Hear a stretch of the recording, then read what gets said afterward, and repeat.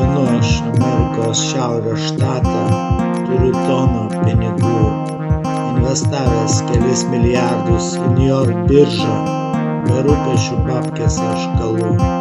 Džiaugiuosi gyvenimu, susitikdamas su daug garbių žmonių, jiems patariu, kaip vesti korporacijas, kad atsirastų daug pelno, žodžiu, pinigų.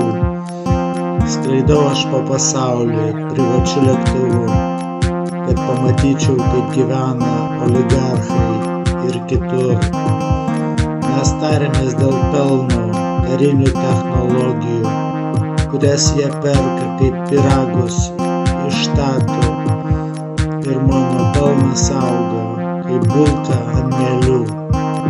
Džiaugiuosi aš gyvenimu, turiu žmoną ir vaikų, kurie žaidžia su šalimis karinius žaidimus.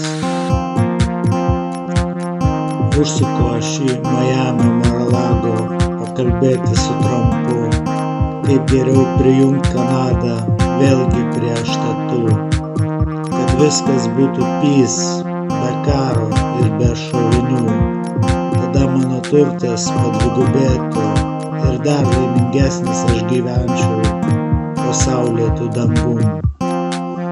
Neapsikraunu aš politiką, tik pelno siekiu iš tiesų, kad nusipirkt pasaulį už dolerių žalius. Tada su Masko raketa nuskrist į Marsą, palikt tamsią medalio pusę Žemėje. Finansuoju jo projektus, kad viskas vyktų daug greičiau. Ir aš nesireklamuoju, noriu gyventi privačiau, nes tai yra prioritetas, daug turtuolių supranta mane. Tai tiek šiandieną apie mane, išduosiu paslaptį, kad 3 trilijonai yra pas mane. Laukit daugiau žinių kitame muzikos kūrinyje. Linkiu jums viso gero ir ate.